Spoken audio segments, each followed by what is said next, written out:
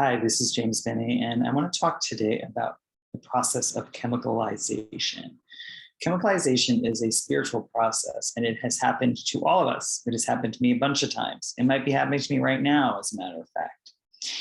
It's what I like to call the gray area. It's the time in between transition. Chemicalization is a process by which everything that is not working in your life and everything that is not meant for you will start to burn away. Things will start to become uncomfortable in that situation, whether it's somewhere you live or your job or a friendship, et cetera, et cetera. And it feels like things are falling apart. It's very much the tarot card, the tower. The tower and the tarot represents major change, but it could also represent major change through collapse, through bombs, through explosions. And we don't like to collapse, and we don't like to feel like we're exploding, and we don't like to feel like bombs are going off in our lives. But unfortunately, sometimes that's the only way that the universe can get us to move and to act. If you stay somewhere too long, if you outstay your time, things will start to get shaky. If we look at the United States of America right now, there is major chemicalization happening through a spiritual awakening within the age of Aquarius. The chemicalization in the United States is representing the breakdown of old systems that no longer work, old beliefs that no longer work. It is the dying out of a generation and the opening up the doors to a brighter and lighter and more progressed generation to take over, and they feel it. That is why all of our rights are going to be pulled away from us. And it's going to be a really scary time, but this is the chemicalization. Within chemicalization also lives the law of opposites. The law of opposites states that before you see the light, you might experience darkness.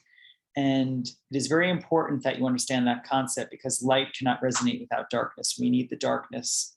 We need the dark space, the dark energy, the dark matter in order to expand, in order for light to be noticed and perceived. We do most of our expansion and our transitioning and our change within darkness, whether you know it or not. Darkness is not something that is negative or positive. It doesn't have either attribute. It just is. It is just space. The universe is darkness. It is just space, and that space is ever expanding. And within us is the universe. Literally within each of you is a piece of stardust. So within you is dark matter and dark energy, and there's space. And we need to constantly be wanting to, or trying to expand in some way, shape, or form.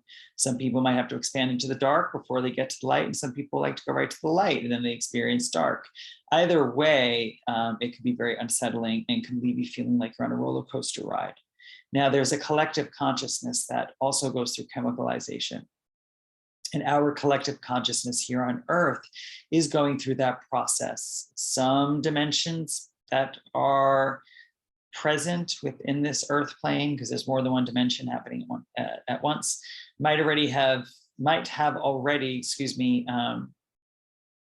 had this transition, awakened, right, in whatever way that they should. If you are listening to this and watching this, then you're living in my dimension, and within my dimension or plane within this planet we call Earth, we are having an awakening, a movement, and it is had to happen within the superpower of the world, which is the United States. Everyone's eyes are on us, and we can create major change here if we decide to band together and work as one. Power to the people, right? The consciousness, the collective has all of the power. The government doesn't have any power. The problem is that God can't provoke change. God cannot change anything in our lives. We have to do that. We can act as God, connect to God or the godliness within to enact change.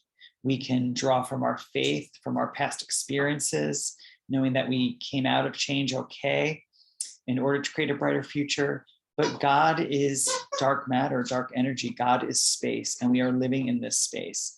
And he, she, it, source can be whatever we choose it to be. So there is no divine energy trying to save us from despair here on the planet Earth. We need to do that ourselves. And people have throughout history, right? We've seen people pick up swords, so to speak, and fight for change, whether it was equality, women's rights, the suffrage movement. We've seen this happen. Maybe it was a divine spark within them, a knowing that they had to create this majestic shift in their world on a global level, or maybe it wasn't. Maybe they were just in the right place at the right time. But there are these key players that are existing. There are the people that are rising up to fight. There are these earth angels that do have the human consciousness at heart, and they are protecting it. They are the warriors of God. I like to call them the spiritual warriors. Sorry, my dog has this toy and it's crazy and it's making noise. So I come to you today about chemicalization because I've seen it in my life many times. Some people could think of it as say hi, Sol.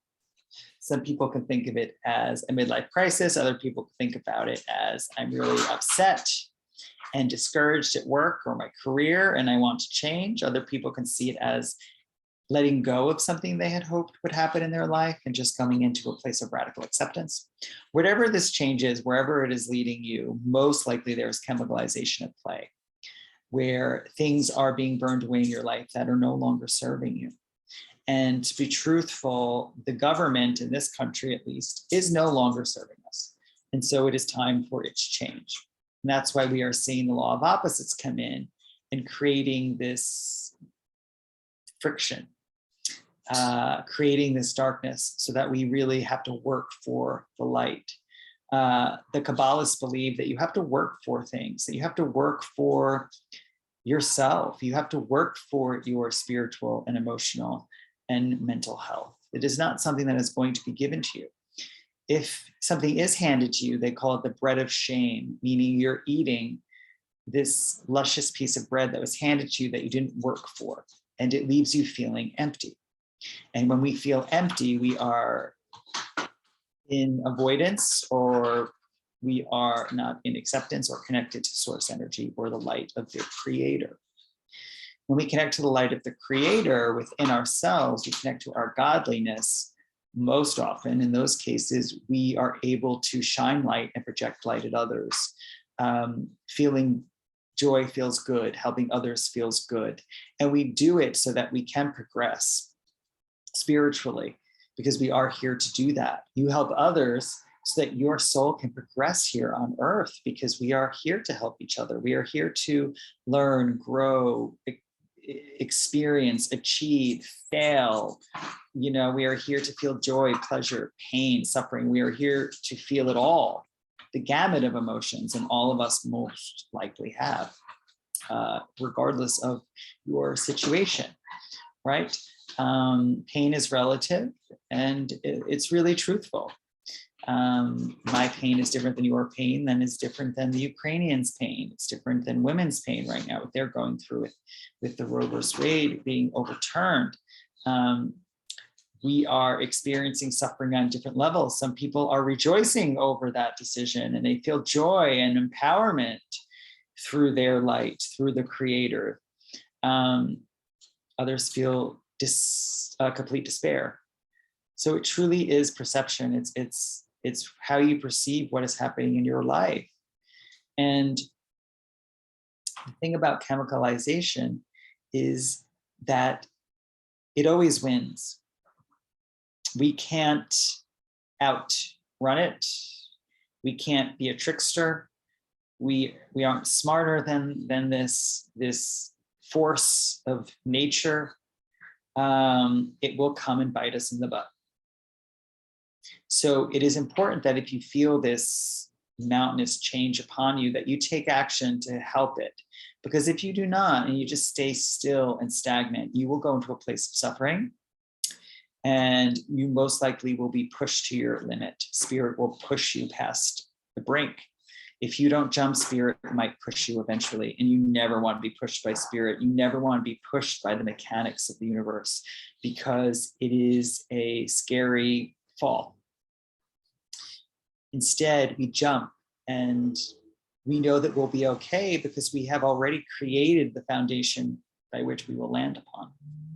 And we can call that determination, motivation, planning. We can call it God, hope, faith, right? We want to jump into the arms of something, not jump completely without a parachute. Many of us right now in this country, talk about the government again, because chemicalization is happening right here in our own country, feel like they've been pushed off a cliff. And to be absolutely frank, we have. There is no other way for us to wake up as a collective unless something really dark overtakes our emotional state, overtakes our spirit, overtakes our mind, and it has to happen on a collective level. So how would they do that? Well, brainwashing, getting everyone to feel one thing, dividing us, getting one side to feel one thing, one side to feel the other thing, and then have us fight so we're all in suffering. Surprising us with taking away rights out of nowhere. So we do feel like we've been pushed off the cliff, but we need to be in this situation, because change would never happen if the people don't rise up. So after chemicalization, what happens is you become the warrior and you rise back up. Chemicalization strips you of everything subconsciously. But then all of a sudden, you notice that you have this beautiful godlike armor protecting you. And so although you fell, maybe hard, you are still able to walk, you are still able to do what you need to do, and you are protected. And although we feel like we've been pushed onto the ground, maybe it feels like we have boots pushing us into the sand, we are protected.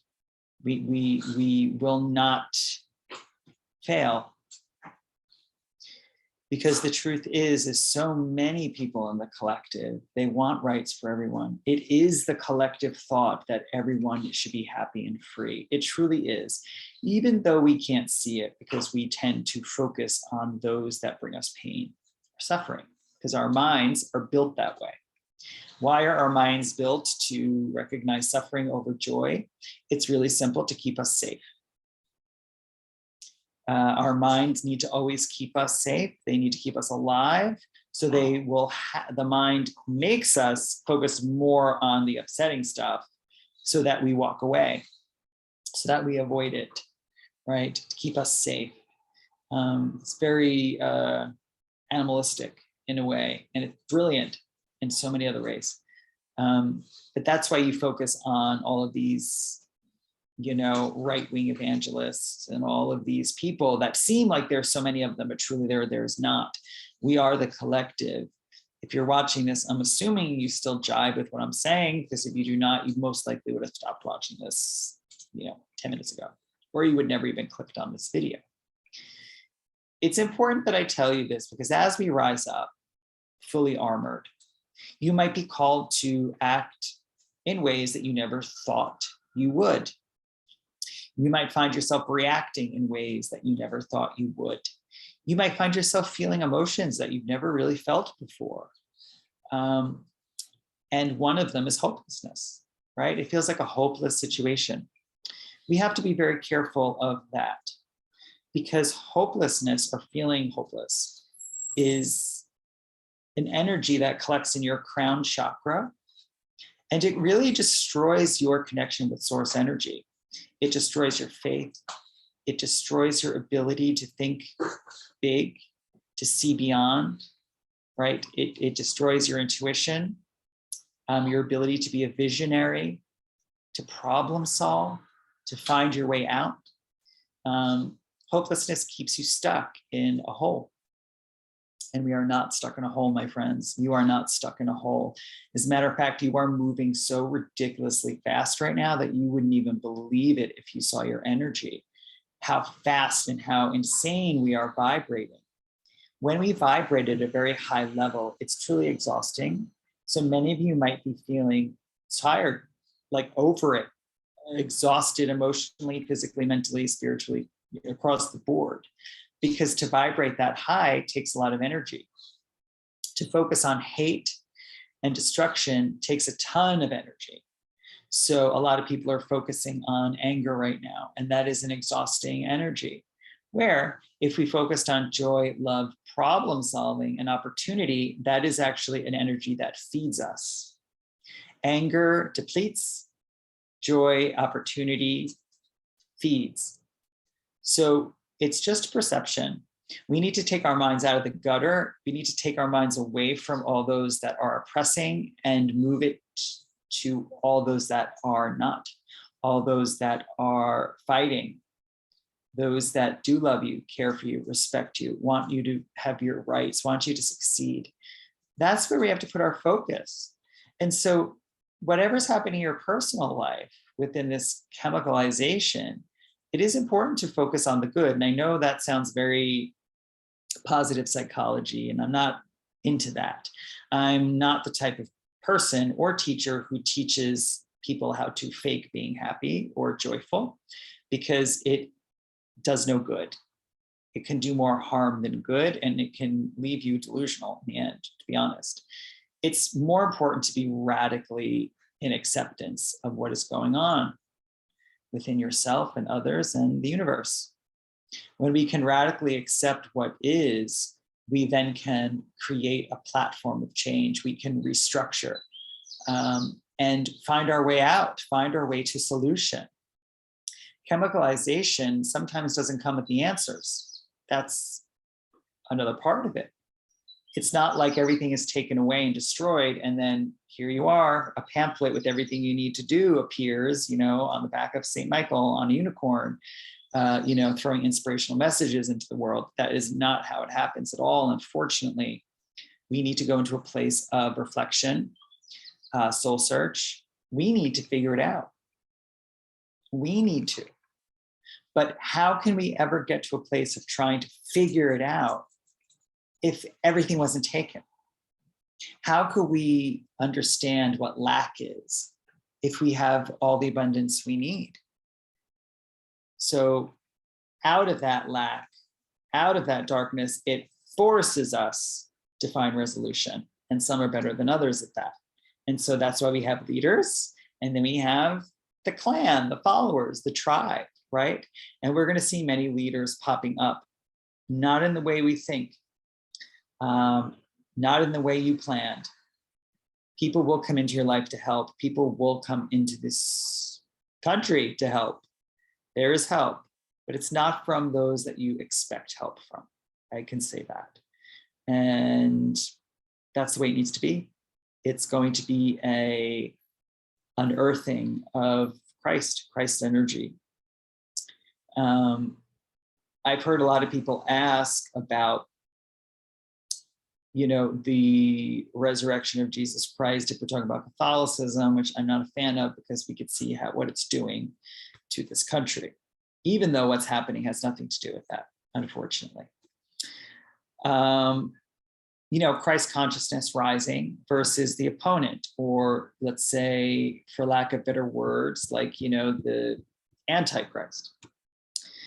Well, we've seen this situation many times. This is nothing new. The Christ consciousness has risen many times, and so has the Antichrist. And unfortunately, it's a constant battle, because when Antichrist energy arises, Christ energy has to come. When Christ energy rises, there's going to be the Antichristers that are going to come for it. So you cannot have one without the other. It will not work. It can't work. It won't. So these people that are oppressing us or oppressing you, these situations that are making us feel sour or salty or ashamed or guilty or frightened, these people are our teachers, because without them, how could we rise? It's impossible. So the truth is that we are all in this together. all of us, the oppressors, the non-oppressors, those that want to cast and throw stones, and those that want to block the stones from hitting and hurting.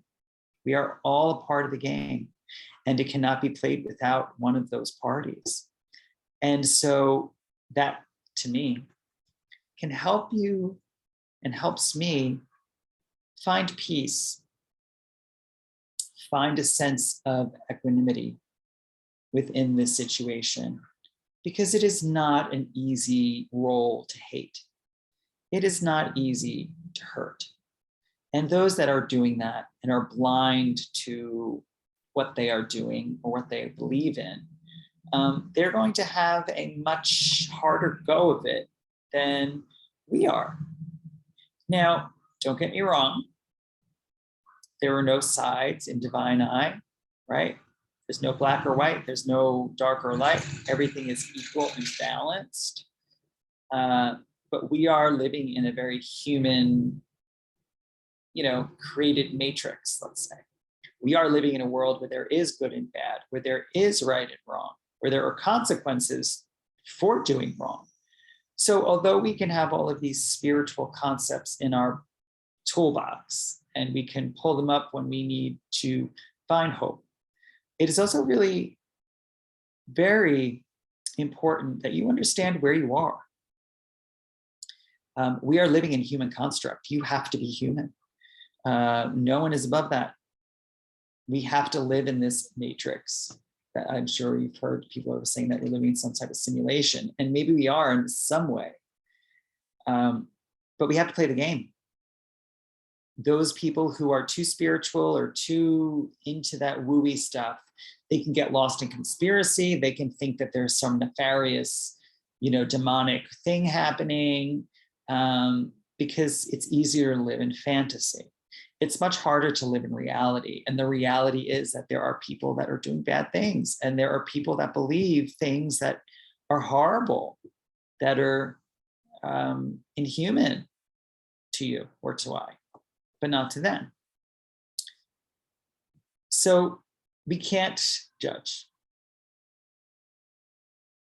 And that's the hardest part. It's the hardest part, because hypocrisy is abounding. You have people fighting in the name of Jesus, but who are doing horrible things, and they believe really sinister concepts. And then there are those that are on the other side of that. So it's difficult to not judge. It truly is, and it's hard for me not to judge what's going on either. But it's not doing you any good, is what I'm saying. Instead, focus on resolution, absolution, opportunity.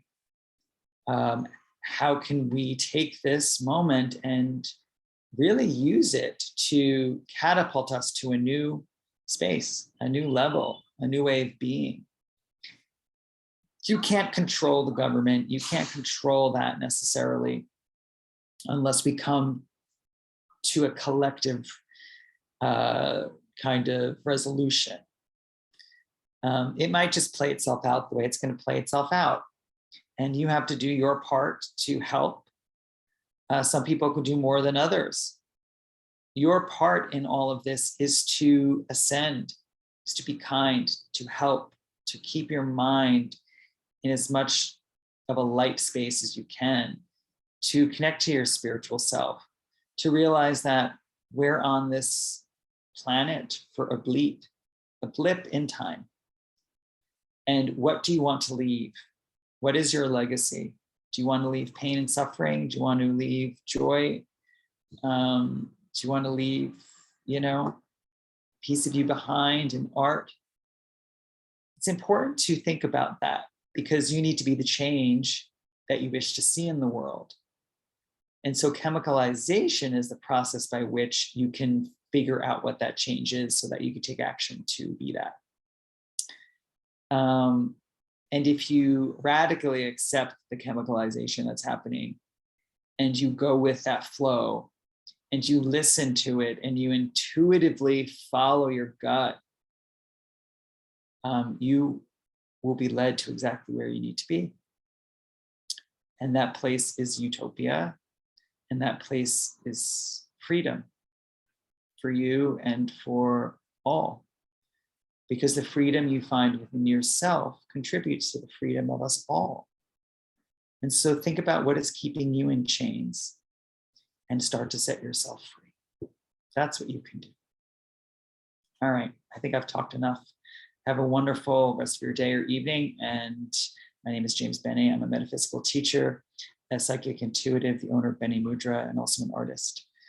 You can always chat with me on my website, or go find me on my Instagram at Bene Mudra or at James Bene, and write me a message if you have any questions. Okay, bye.